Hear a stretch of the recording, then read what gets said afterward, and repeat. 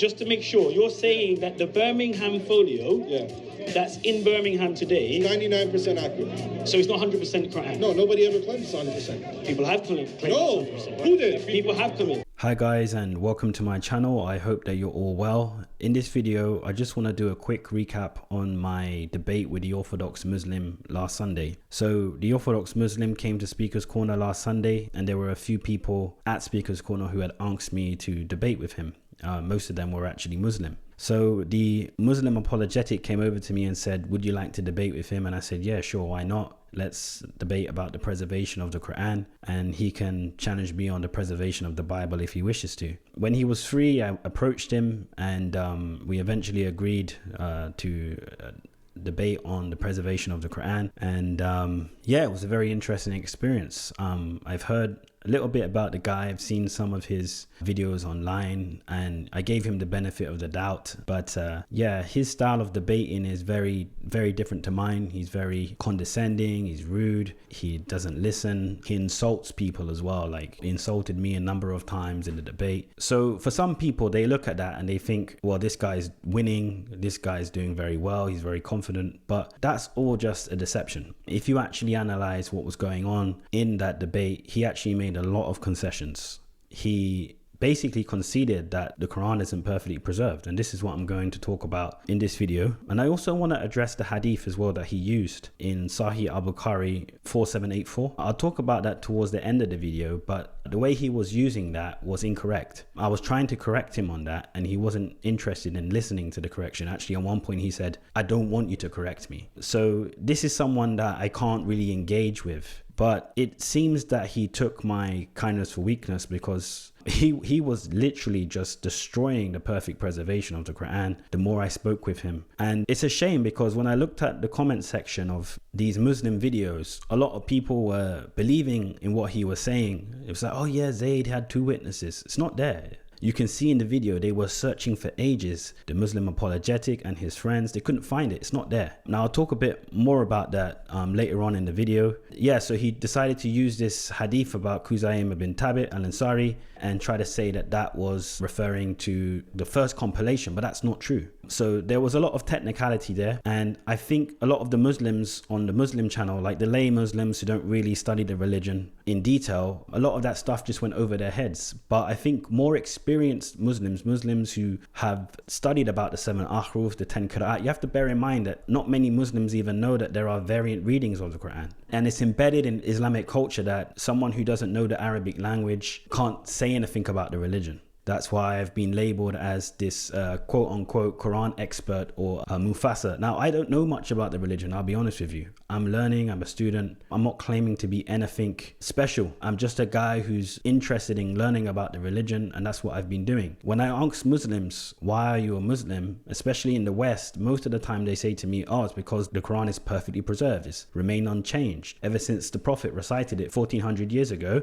it's exactly the same. I'm like, that's not true. That's absolutely not true, and we can see from this video that it's not true. So let me just make one thing clear, by the way. The criteria for the Bible is not the same as the Quran. The Bible never claims to be perfectly preserved, but the Quran does. In Surah chapter 15 verse 9, Allah pledged upon himself to preserve it. So that means if there is one thing that's not preserved in the Quran, then the whole religion falls apart, literally, because Allah has put the standard so high. The Bible is not the same. So when people are saying as well in the comment section, why does this Christian think that he can talk about the Quran when his Bible is this and that? Now, I would even argue that the preservation of the Bible is better than the Quran. I would even argue that. But the way these Muslims have been taught that everything is perfect and this and that is absolutely not true. It's absolutely not true. So before I go on to the videos, I just want to quickly show you the evidence that I was referring to in the debate with the Orthodox Muslim. So here we have the Birmingham Folio, and you can see that I've boxed a section where there is a textual variance. So in this section here, I didn't go into the details in the debate, but here we have an erasure.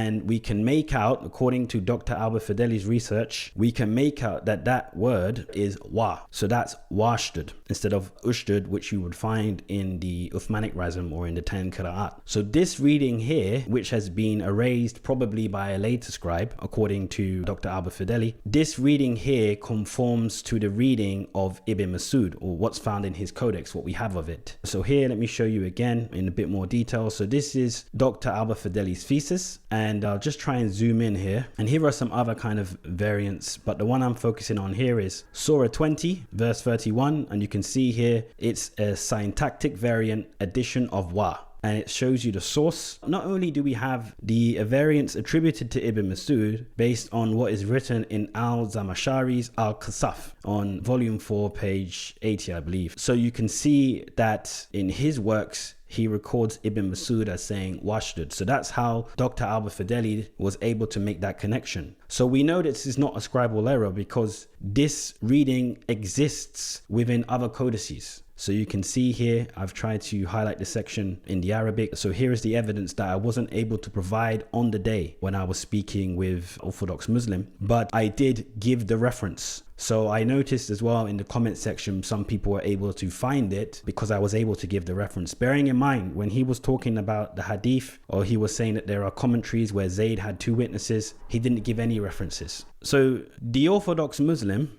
he says that the Birmingham Folio is 99% accurate and that the variant reading attributed to Ibn Masud in Surah Taha chapter 20 verse 31 is not what Muhammad said. That's a very serious claim. Let's have a look at this. There's not even a claim that it contains. Let me 3 pages. Let me tell you why I'm saying this. Yeah. There are Muslims in this park. Brother, don't tell me about Muslims in this park. You're talking to me. Okay, let me. You're talking to me. Okay, so just to confirm, you're just to make sure, you're saying that the Birmingham Folio, that's in Birmingham today, 99% accurate. so it's not 100% Qur'an. No, nobody ever claimed it's 100%. People have claimed No, 100%. who did? People have claimed. Who did? Smile to Jenna's claimed that. He said 100% I'm word not Smile to Jenna, brother. I'm saying, Don't talk you know, Smile but to I'm Jenna bringing it up as a point. It's a fair point. Yeah, so if you go to Islamic Awareness... So how do you know? Just look. Okay. If you go to IslamicAwareness.com, they study these manuscripts. Yeah. They will tell you there's a 99% match. Okay, so let me ask you this question then. How do you know then that this reading, washdud, Surah Taha, chapter 20, verse 20, wait, hold on, let me ask the question. Yeah. How do you know that this reading in the Birmingham Folio, Surah Taha, chapter 20, verse 31, is not the correct reading? Because it's not massively attested. Not massively attested. Yes. So why would you say that this is the older manuscript? So you have the older manuscript. Doesn't matter. No, it does matter. I'll tell you why it matters.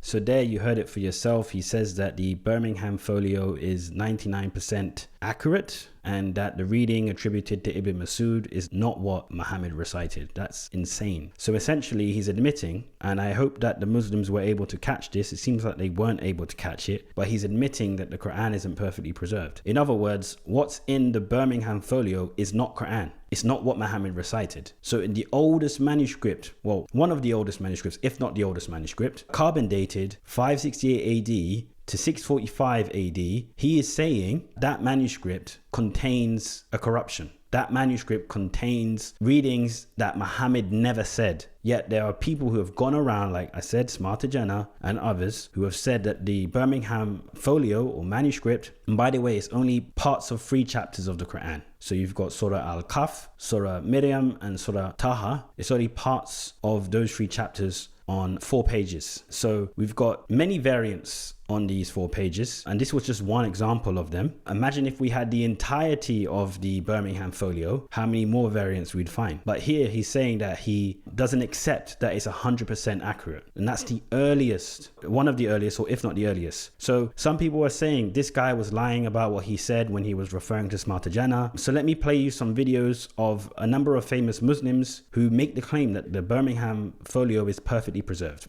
The Vedas don't claim this, the Old Testament doesn't claim this, the New Testament doesn't claim this, the Quran does. We have manuscripts dating to the time that the Quran was written down, dating to the time of compilation. And take a guess where the manuscript, the oldest manuscript that we have to date is. Which country do you think it's in? Pakistan. Pakistan, okay, no. Israel.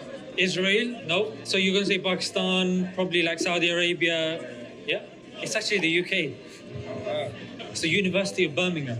We have 4 folios, oldest Quran, and it's been carbon dated, not by a guy called Bilal or Ahmed. It's actually by the University of Oxford. They've carbon dated it, and there's 100% word accuracy. 100% word accuracy. 100% word accuracy. Even a skeptic who says, oh, you know, you Muslims can say this and can say that. This is carbon dating. This is non-Muslim institutions like the University of Oxford, etc. Same Quran that we're reading today, which is from the time of the Prophet, carbon dated to his time. Sana'a has 15,000 parchments that date back to 900 different copies of the Quran. All of them are the same Quran that we have today. We have manuscripts as well. The Sana'a manuscript, the Tombabikh manuscript, even the Birmingham Qur'an as it's known, which is a few pages from the Quran that was carbon dated to the lifetime of the Prophet, peace be upon him, by non-Muslims in London, in Birmingham, in the UK, right?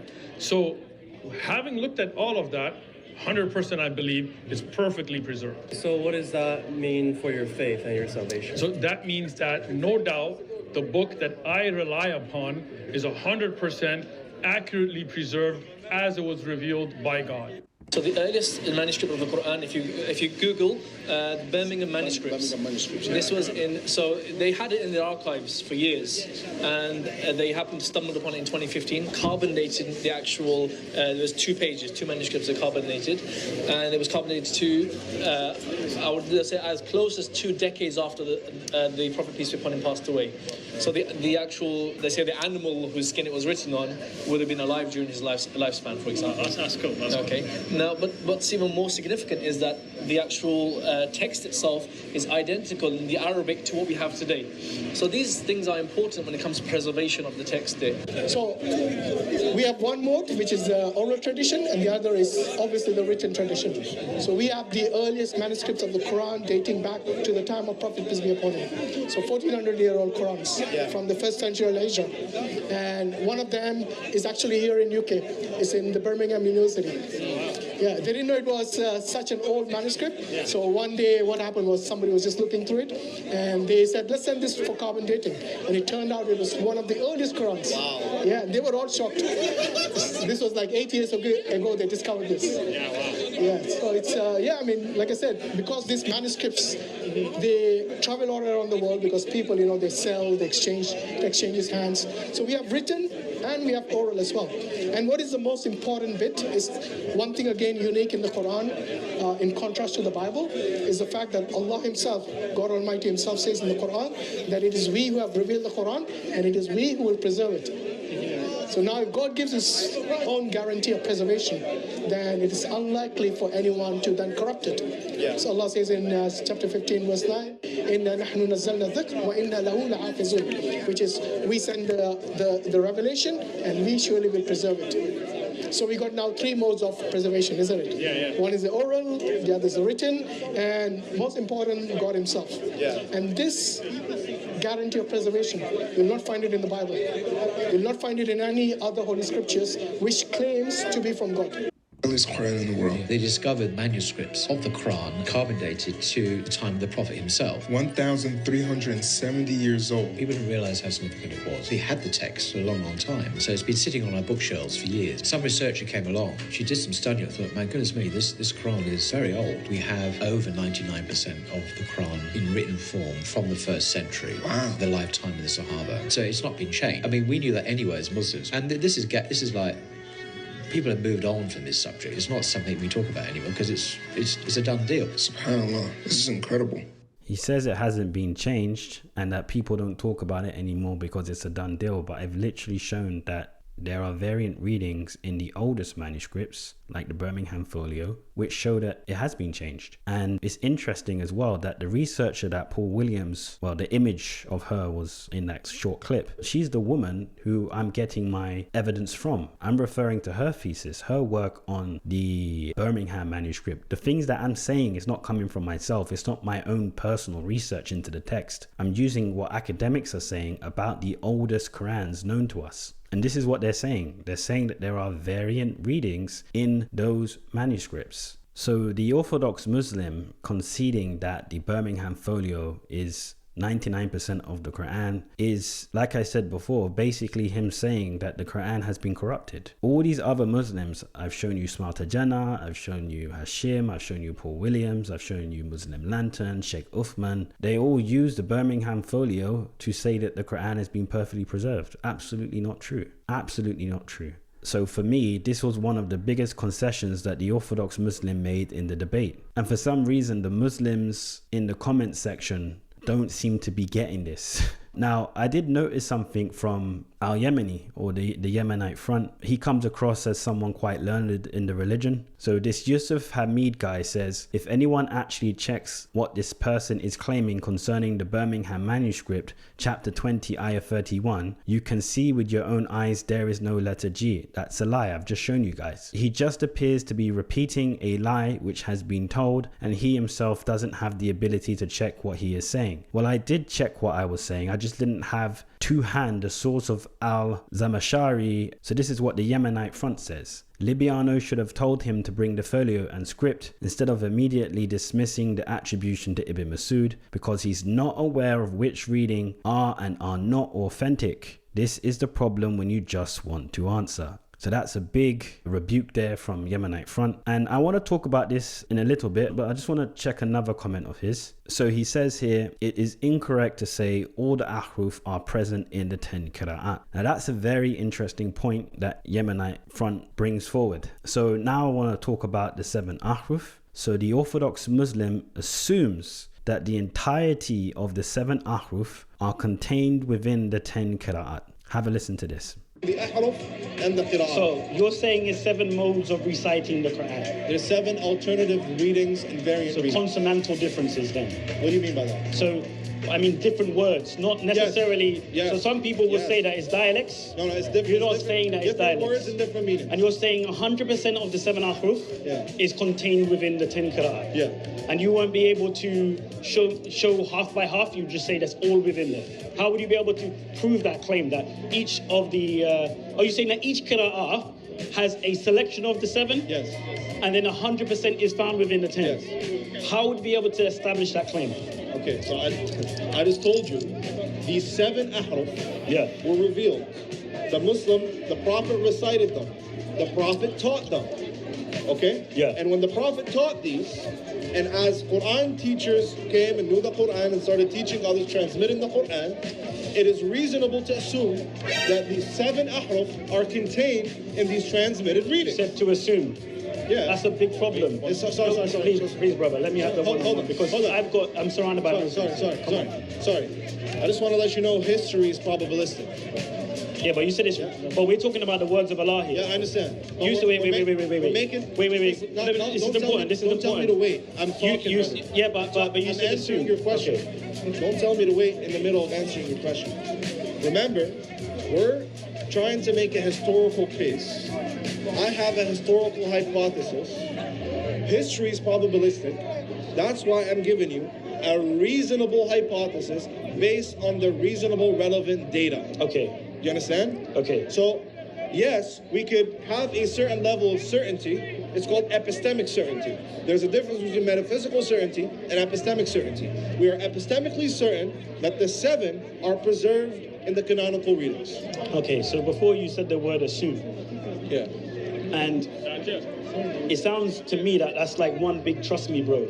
So the Orthodox Muslim assumes that the 7 Ahruf are all contained within the 10 Qira'at. But as we read from Yemenite Front, that not all Muslims agree with this. He certainly doesn't. And I asked the Orthodox Muslim, what do you mean by the 7 Ahruf? And he said 7 different modes of recitation, which is very interesting because other Muslims will say that it's dialects. And when I asked him to elaborate, I said, are these consonantal differences? And he said yes, meaning that they're completely different words, which is very interesting. So it's true that Muslims have different views about what the 7 Ahruf are. Now, if there is no consensus on the 7 Ahruf, if people like Yemenite Front are saying it's not all within the 10 Qira'at, so we don't know where the 7 Ahruf are, we don't know what the 7 Ahruf is, and people are saying that the Quran has been perfectly preserved, what people have to understand is that each half is as important as the next. If Allah revealed the Quran in 7 Ahruf, then no Muslim has the right to say that the first half is more important than the second half, or the fourth half is more important than the first. It's all Qur'an. So if Muslims can't identify what the 7 Ahruf are, where it is, then how on earth can they say that the Quran has been perfectly preserved? Again, another loss for him there. Another thing that I want to talk about is his view as well. There's a dilemma there, I would argue. And I would like to call this the 7 Ahruf in the 10 Qira'at dilemma. Why? Because when he says that the 10 Qira'at contain all the 7 Ahruf, then that would mean that anything that is outside of the 10 Qira'at cannot be the Quran. This is why he had to say that the reading in the Birmingham Folio is something that Muhammad never recited, because it doesn't align with anything in the 10 Qira'at. That's a dilemma, because you're trying to say that the Quran is preserved whilst at the same time rejecting other readings in earlier manuscripts like the Birmingham, one of the earliest, because it doesn't conform to the 10 Qira'at. So maybe this is why Yemenite Front was saying, actually, what you're saying isn't true, because Yemenite Front understood the implications of him saying that the 10 Qira'at contained the fullness of the 7 Ahruf. We've got other manuscripts like the Topkapi manuscript, where people like Dr. Rami Halassi Hussein say that there are over 2,700 variants in that manuscript. I think the number's gone up to like 4,000 now, last I heard from Dr. J. Smith. But all we need to show as people critiquing Islam is one variant, one error, one thing that Muhammad didn't recite, and the whole thing falls apart. That's what I was saying. The standards are very high that they've set upon themselves. But as you will see very quickly, and you should have seen already, is that the Quran is not perfectly preserved. So that's something to bear in mind when people say that the 10 Qira'at contain the fullness of the 7 Ahruf. Because the moment you can show that there are readings outside of the 10 Qira'at that exist in earlier manuscripts, they're going to have to chuck those manuscripts under the bus. So I wanted to explore more about his assumptions that the 7 Ahruf are contained within the 10 Qira'at. So I went to Sahih al-Bukhari, hadith number 4987, which talks about Uthman standardizing the Quran. Now, I wanted to ask him about in which half he did it in, if the 7 Ahruf were preserved in his standardization. But then he spoke about witnesses, and then there was a bit of confusion, and then the conversation ended up being about Zaid having witnesses. Now, I want to clear up a few things for some people, because a few of my friends as well, they weren't even sure what to make of this. They didn't understand the detail. So I'm going to try and set it out for you guys as clear as possible. So let's actually take a look at the hadith. So I'm just going to read you the hadith so that we can clear up this whole thing about Zaid having 2 witnesses. So it says here, narrated Anas bin Malik. Hudayfa bin al-Yaman came to Uthman at a time when the people of Sham and the people of Iraq were waging war to conquer Armenia and Azerbaijan. Hudayfa was afraid of the people of Sham and Iraq, differences in the recitation of the Quran, so he said to Uthman, O chief of the believers, save this nation before they differ about the book, that's the Quran, as Jews and the Christians did before. So Uthman sent a message to Hafsa saying, send us the manuscripts of the Quran so that we may compile the Quranic materials in perfect copies and return the manuscripts to you. Hafsa sent it to Uthman. Uthman then ordered Zaid bin Thabit, Abdullah bin Az-Zubair, Sa'id bin Al-As, and Abdurrahman bin Harith bin Hisham to rewrite the manuscripts in perfect copies. Uthman said to the 3 Qurayshi men, in case you disagree with Zaid bin Thabit on any point in the Quran, then write it in the dialect of the Quraysh. The Quran was revealed in their tongue. They did so, and when they had written many copies, Uthman returned the original manuscripts to Hafsa. Uthman sent to every Muslim province 1 copy of what they had copied and ordered that all the other Quranic materials, whether written in fragmentary manuscripts or whole copies, be burned. So this is the time of Uthman.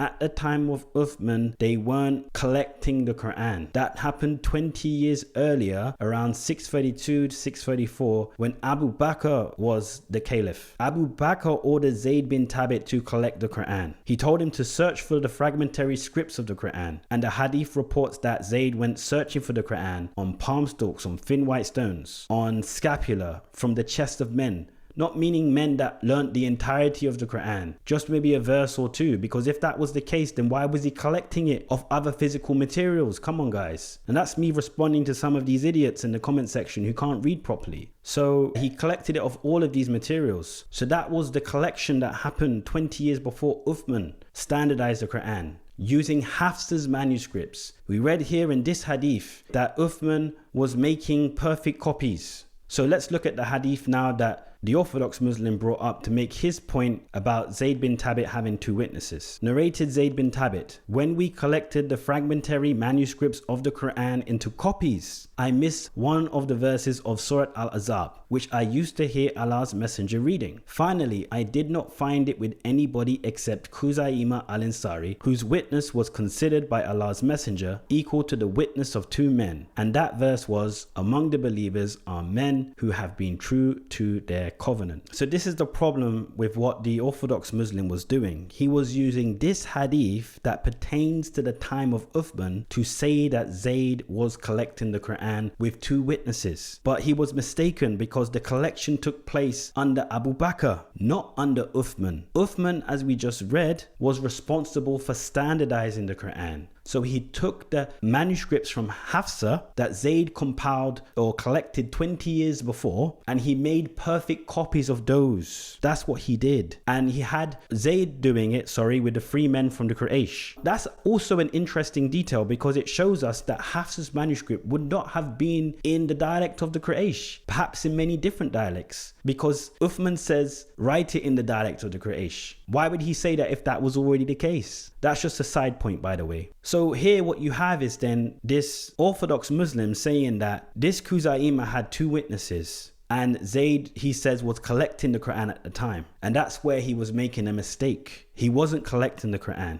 He missed, it says it here, I missed one of the verses of Surah Al-Ahzab, which I used to hear Allah's Messenger reading. He missed it from what? If you watch back the video, I say from what? From what? From what? From what did he miss it from? He didn't give me an answer. From Hafsa's manuscript. The scholars talk about this, the earlier Muslim scholars. I think Ibn Hajar al-Asqalani talks about this because people were wondering, when was it missing? Did Zaid even collect it in the first place? Or was it missing from the time it went from Abu Bakr to Umar to Hafsa? Like, what happened to that? People were wondering. So there is some commentary about that if you're interested in the history. But him using this as evidence for Zaid collecting the Quran with two witnesses, or compiling the Quran, with two witnesses, is a big mistake. He even said that this was the first compilation. He kept saying that. I said, no, this is not the first compilation. The first compilation is under Abu Bakr. First and foremost, I need to correct you on something. This is very important though. You're not listening to me. So engage with me. So remember, you started the conversation with Birmingham Manuscript. I listened to you. That failed. Now we're in Zaid bin Thabit. That's failing. Now we're going to the first compilation. That failed. It's not the first compilation. We still haven't talked about the best compelling evidence for Christianity. I'm waiting. Libiano. This, what you're talking about here, is not the first compilation. The first compilation happened under Abu Bakr 20 years earlier. That's amazing. Right?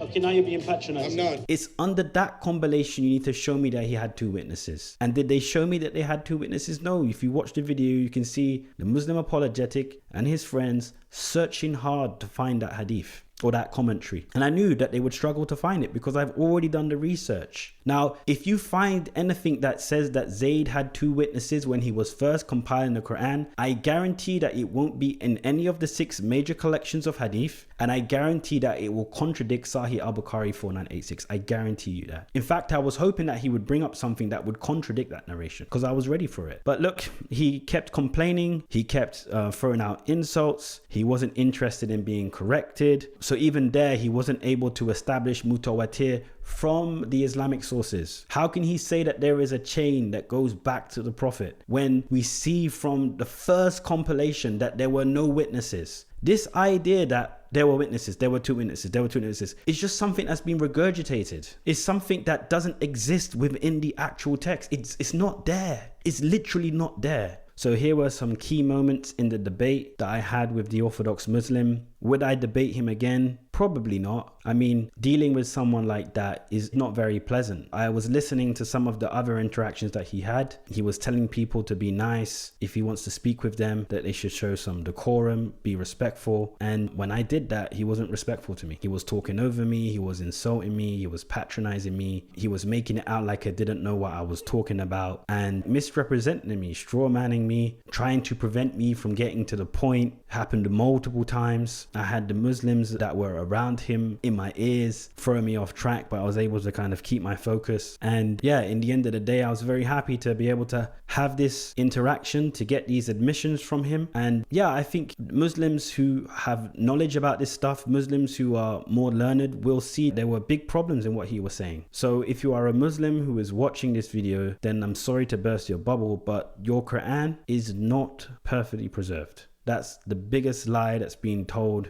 today. It's not perfectly preserved. And Libiano, the Orthodox Muslim, has literally told you that. God bless you. And if you like this video, then please hit the like button and subscribe if you want to follow for more. Take care.